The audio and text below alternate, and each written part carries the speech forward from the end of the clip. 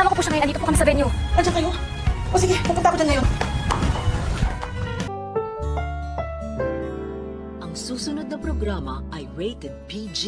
Ito ay nangangailangan ng patnubay at gabay ng magulang para sa mga batang manonood.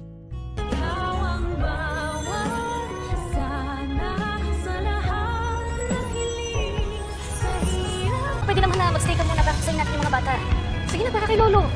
Habang nag-aabang ang lahat sa tuluyang paggising ni Lolo Pepe upang mapirmahan niya na ang last will and testament, ay abala naman itong si Giselle sa pakikipagpatintero at pakikipaghabulan sa kanyang anak na si Justin, na sa kasamang palad ay mababalitaan pa nga ni Giselle sa kanyang kapatid na si Ubeng na si Justin ay papunta na palang Amerika at balak nga ni Eric na hindi na sila muling bumalik ng Pilipinas. Kaya naman sisisihin ni Giselle si Robert kung bakit daw hindi nito sinabi na babalik na pala ng Amerika ang kanyang anak. Wala daw siyang kaalam-alam kaya naman hindi niya matanggap ito. Pero ayon kay Robert ay masakit man, tanggapin na lang ni Giselle na ayaw talaga siyang makita ng kanyang anak. At parang pinapahiwatig ni Robert kay Giselle na mag-move on na lang ito. Pero hindi papayag si Giselle dahil hindi niya kaya. Pero sa kalagitnaan ng kanilang pagtatalong magkapatid ay biglang tatawag itong si Annalyn kay Giselle upang ipaalam dito na mag-uumpisa na ang children's party na taon-taong ino-organize ni Lolo Pepe sa mga bata. Parang tinatamad pa nga si Giselle na pumunta dahil wala naman doon ang kanyang anak. Pero biglang mabubuhayan si Giselle nang sabihin ni Annalyn